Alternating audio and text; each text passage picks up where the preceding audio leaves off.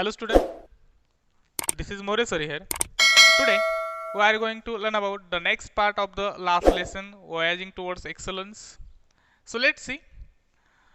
I was quite happy getting into IIT, but my joy was short-lived.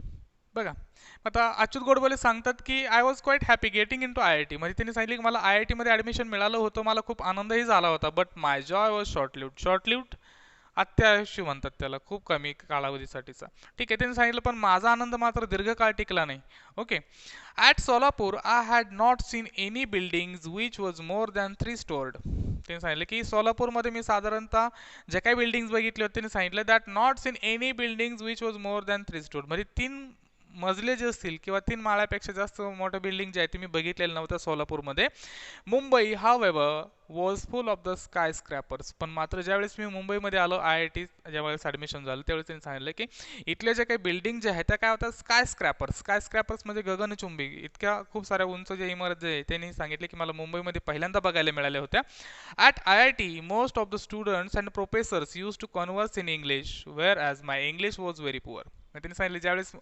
साधारणतः मुंबईमध्ये किंवा I I टीमध्ये ज्यावेळेस मी आलो त्यावेळेस त्यांनी सांगितले की इथले जे काही स्टुडंट्स असतील इव्हन जे काही प्रोफेसर्स असतील ते काय करायचे इंग्रजी भाषेतनं संवाद साधायचे इंग्रजीमधनं संवाद साधायचे आणि माझी इंग्रजी मात्र त्यांनी सांगितले इट वॉज व्हेरी पुअर खूपच खराब होती I had my entire education in Marathi ते सांगितलं माझं संपूर्ण शिक्षण जे आहे ते मराठी मीडियममधनं झालं होतं so my spoken English was quite pathetic त्यामुळं माझे जे काही स्पोकन इंग्लिश जे आहे ती काय खूपच दयनीय होती पॅथेटिकचं मी लक्षात ठेवा दयनीय not only did I have a very weak vocabulary but my pronunciation also was terrible and my construction of English sentences very awkward to say the least ते सांगितलं फक्त बघा not only I did have very weak vocabulary फक्त माझी vocabulary जो शब्द साठा जो आहे तोच कमी होता असं नाही तर सांगितलं but my pronunciation also was very terrible पण माझे जे काही उच्चार जे होते ते पण भयंकर खराब होते भयंकर होते and my construction of the English sentences आणि माझं जे काही इंग्लिश सेंटेन्सेसचे कन्स्ट्रक्शन होतं ते तर मात्र खूपच awkward strange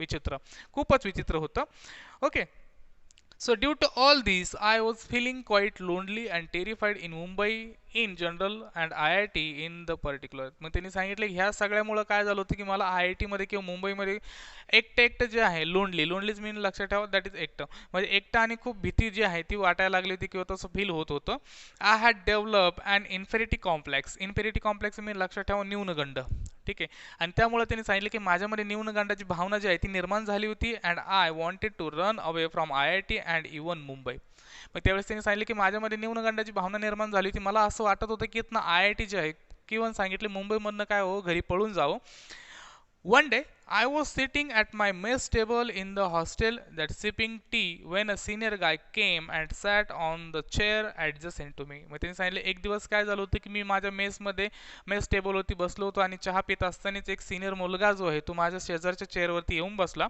he was a convent educated guy with a fairly sophisticated English at the list spoken or the कॉलोनिकल English आणि सांगितले तो जो मुलगा जो होता तो काय होता त्यांनी सांगितलं बघा he was a convent educated guy म्हणजे तो कॉन्व्हेंटमध्ये शिकलेला मुलगा जो होता आणि त्याची इंग्लिश सांगितलं बघा सॉफिस्टिकेटेडचं मीन लक्षात ठेवा दॅट इज इम्प्रेसिव्ह किंवा सफाईदारपणे जो इंग्लिश जो आहे तो बोलत होता so he was a bit arrogant पण त्यांनी सांगितलं की तो थोडासा ॲरोगंट होता okay and wanted to pull my leg okay phrase आली बघा to pull my leg pull leg मस्करी करणे आणि त्यांनी काय केलं होतं माझी मस्करी करायचं त्यांनी ठरवलं होतं so he tried to engage in some conversation with me and started pointing out the errors in just about every sentence or everything that I said. आणि त्यांनी सांगितलं की त्यांनी माझ्या लगेच संवाद साधायला सुरुवात केली आणि जे मी काही बोलत होतो त्यामधनं प्रत्येक याच्यामध्ये तो काय करत होता चुका काढत होता okay so after about 5 minutes he walked away after insulting me त्यांनी सांगितलं साधारणतः 5 मिनिटानंतर तो जो आहे तो निघून गेला त्या 5 मिनिटामध्ये बरीचशी इन्सल्ट जी आहे बराचसा अपमान जे आहे त्यांनी माझा केला होता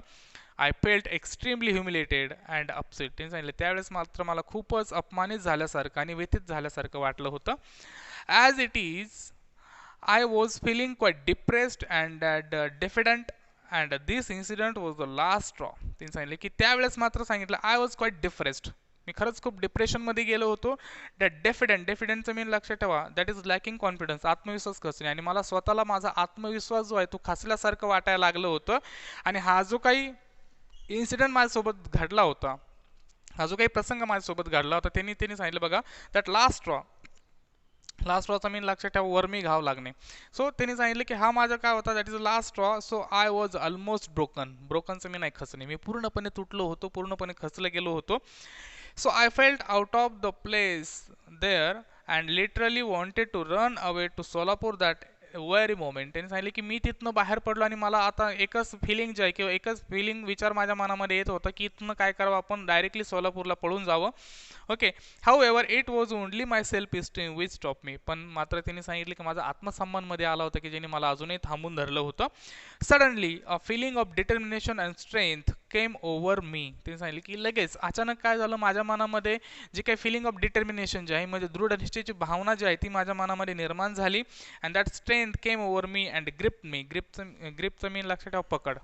आणि त्या भावना किंवा जे काही विचार माझ्या मनामध्ये दृढ निश्चय निर्माण झाला होता, जी काही शक्ती सामर्थ्य जे माझे निर्माण झालं होतं, या गोष्टीने मला पकडून ठेवलं. Despite hailing from Solapur, okay, if I could be a rank holder in the school. त्यांनी सांगितलं म्हणजे जरी सोलापूरमधनं जरी असलो तरी त्यांनी सांगितलं बघा despite hailing from Solapur if I could be a rank holder. म्हणजे सोलापूरचा जरी असलो तरी मी रँक होल्डर होतो in the school college and I I T with many awards in mathematics. म्हणजे शाळेमध्ये असताना कॉलेजमध्ये असताना किंवा आय आय टीमध्ये सोलापूरचा जरी असलो तरी मी मात्र काय होतो की रँक होल्डर होतो आणि खूप सारे अवॉर्ड जे आहेत ते मॅथमॅटिक्समध्ये मिळाले होते. So there must be something right with me. So माझ्यामध्ये काहीतरी चांगलं असावं, ठीक आहे, म्हणूनच मी रँक होल्डर किंवा एवढे अवॉर्ड्स जे आहेत ते मला मिळाले होते. So why should I give up. मग मी नेमकं का सोडून द्यायचं ते स्वतःलाच प्रश्न विचारत. गिव्ह अपचं मी लक्षात ठेवा सोडून देणे. मग मी प्रयत्न का सोडून द्यायचे and that too for a silly and small thing like English. आणि ते पण एवढ्या क्षुल्लक आणि छोट्या गोष्टीसाठी फक्त मला इंग्लिश येत नाही म्हणून, ठीक आहे.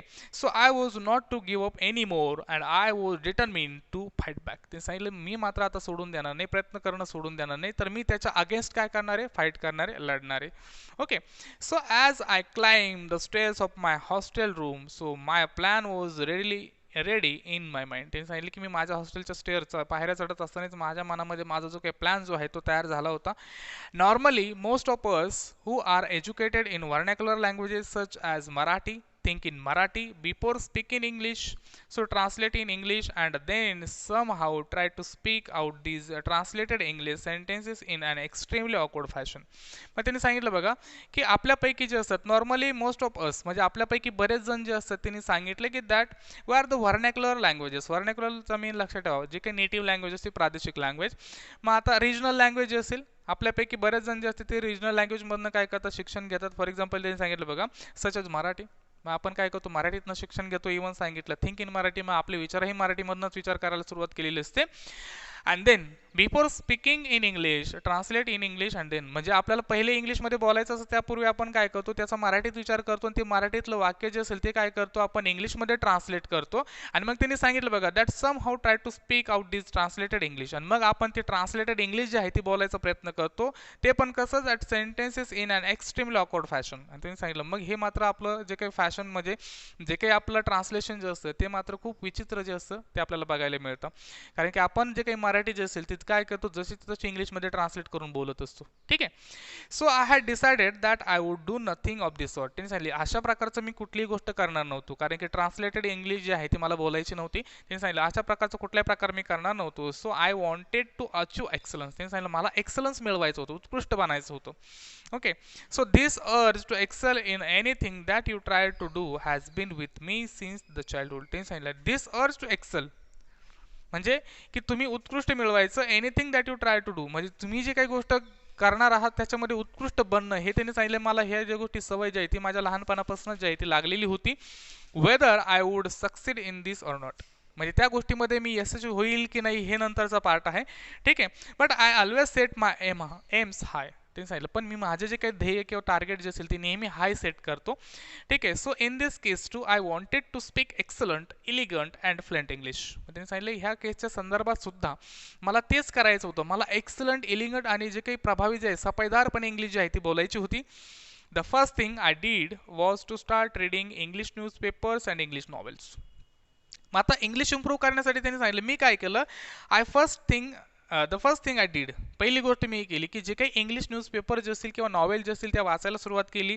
I studied that etymology and phonetics and studied the roots of the words. त्यांनी सांगितलं मग आता काय पहिले इटमॉलॉजी तुम्ही लक्षात ठेवा उत्पत्तीशास्त्र, म्हणजे उत्पत्तीशास्त्र की तो शब्द कसा निर्माण झाला. आर्टिक्युलेशन म्हणजे तो शब्द कसा निर्माण झाला. इव्हन त्याचं फोनेटिक्स म्हणजे दॅट इज प्रोनाऊन्सिएशन साऊंड्स.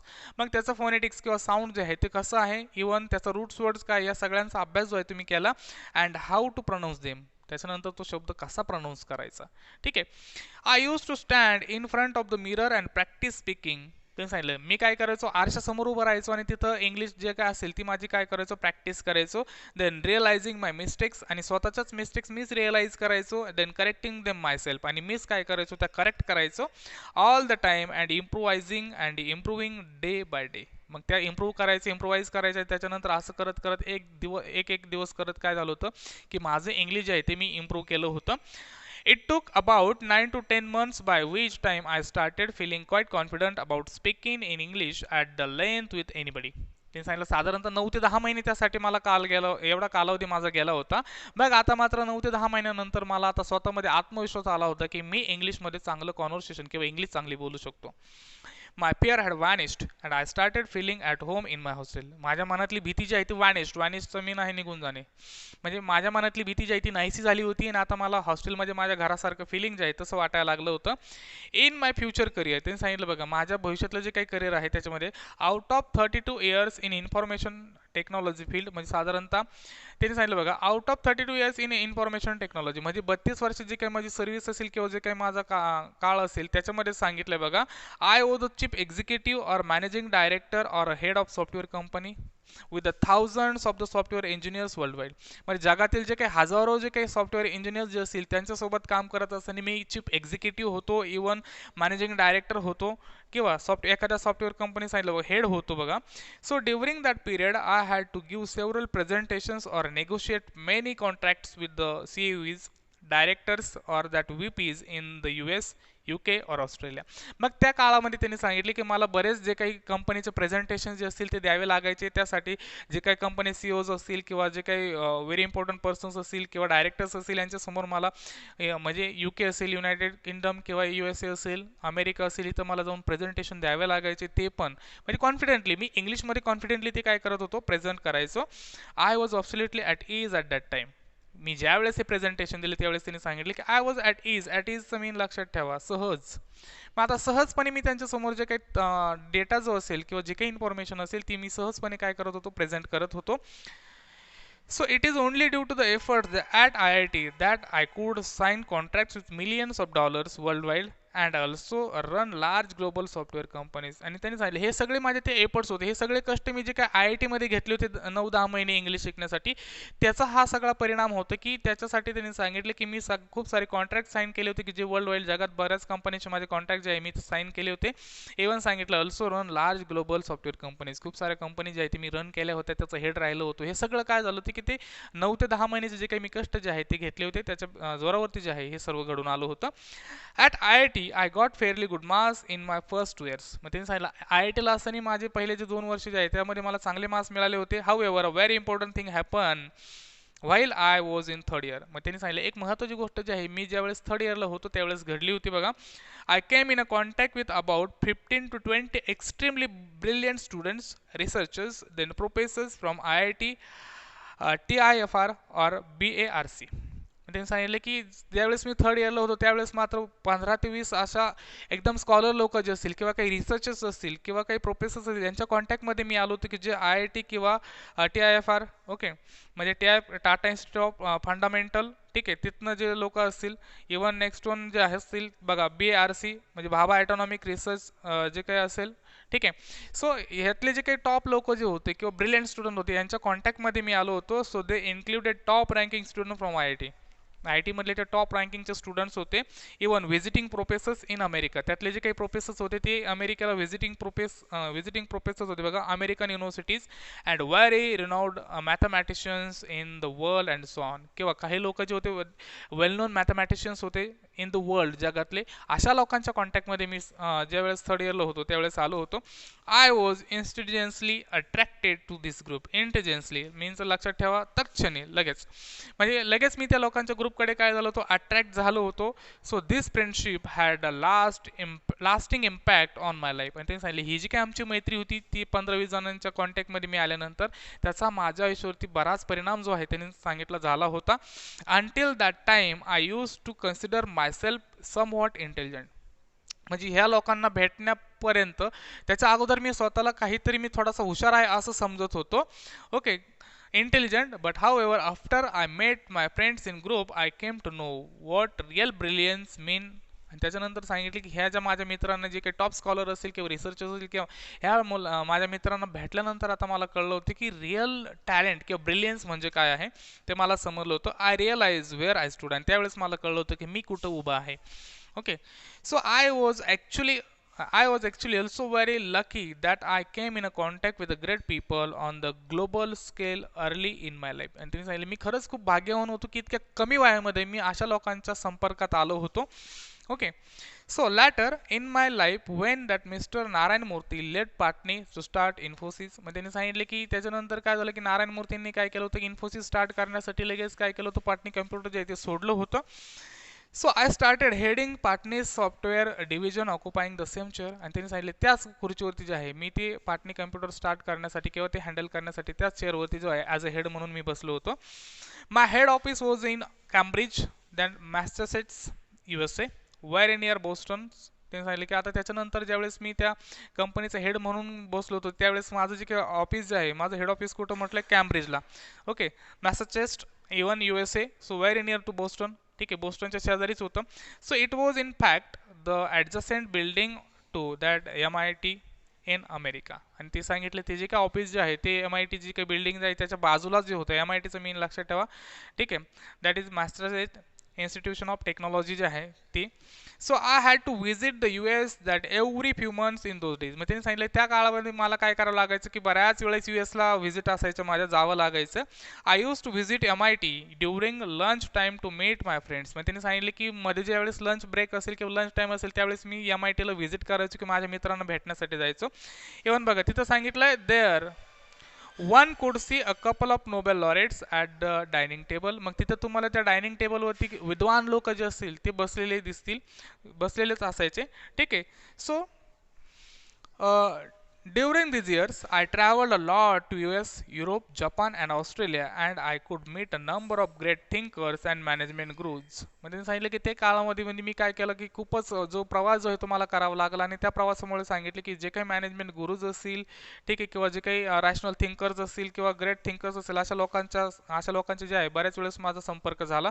त्यांनी सांगितलं बघा such as Alvin Toffler, then Peter Drucker, C.K. Prahlad, Tom Peters, or that great technology such as Vincent Cerf who designed that TCP or IP which is the basic protocol of internet. Even जे काही basic protocol आहे इंटरनेटचा IP address ज्यांनी बनवला आहे ते जे काही विन्सेंट सर्फ जे आहे यांच्या पण कॉन्टॅक्ट जो आहे यांच्या पण संपर्कात मी आलो होतो. So all these discussions with these great broaden my horizon. आणि त्यांनी सांगितलं की ह्या सगळ्या लोकांशी जी काही माझी चर्चा घडायची, जे काही चर्चा होत असेल ह्या सगळ्यामुळं माझं जे काही हॉरिझॉन जे आहे नॉलेज जे आहे ते काय झालं तर वाढलं होतं. And my AIIMS and world view became global. आणि माझे जे काही ध्येय असेल किंवा जे काही माझे दृष्टिकोन असेल व्ह्यू जे असेल ते काय झाले ते ग्लोबल झाले होते. Okay, so it taught me that humility and made me realize that I had to achieve a lot in life. आणि त्यांनी सांगितले ह्या सगळ्या गोष्टीतनं मला ह्युमॅलिटीचं मीन लक्षात ठेवा पोलाइटनेस, या सगळ्या गोष्टींनी मला नम्रपणा जो आहे तो शिकवला होता. आणि त्यांनी सांगितले की achieve to a lot in life. आणि आयुष्यात खूप काही मिळवायचं असतं, ठीक आहे, ह्या सगळ्या गोष्टी मला त्यातनं शिकायला मिळाल्या होत्या. The lesson in humility and hard work as well as a passion for excellence. कुठल्या गोष्टी शिकलो होतो मी, that is lesson that humility म्हणजे नम्र राहणे, इव्हन सांगितलं हार्डवर्क, त्याच्याबरोबरच पॅशन फॉर एक्सलन्स तुमची उत्कृष्टतेसाठी असणारी आवड, ह्या सगळ्या गोष्टी ज्या आहे was going to play a very important and vital role in my life. ह्या ज्या गोष्टी मला त्यातनं शिकायला मिळाल्या ह्या गोष्टींचा माझ्या आयुष्यामध्ये खूप महत्त्वाचा रोल आहे. ठीक आहे, सो अशा प्रकारे अच्युत गोडबोले जे आहे ते आपल्याला सांगतात. सो साधारणतः आपण सेकंड पार्टमध्ये इथंच थांबणार आहोत. याच्यानंतरचा जो काही पार्ट आहे तो आपण नेक्स्ट पार्ट थर्ड पार्टमध्ये बघणार आहोत. ठीक आहे, तोपर्यंत जर ह्या पार्टच्या रिगार्डिंग तुम्हाला काही अडचणी असतील तर तुम्ही मला ह्या व्हिडिओच्या खाली कमेंट बॉक्समध्ये विचारू शकता. ठीक आहे, थँक्यू सो मच.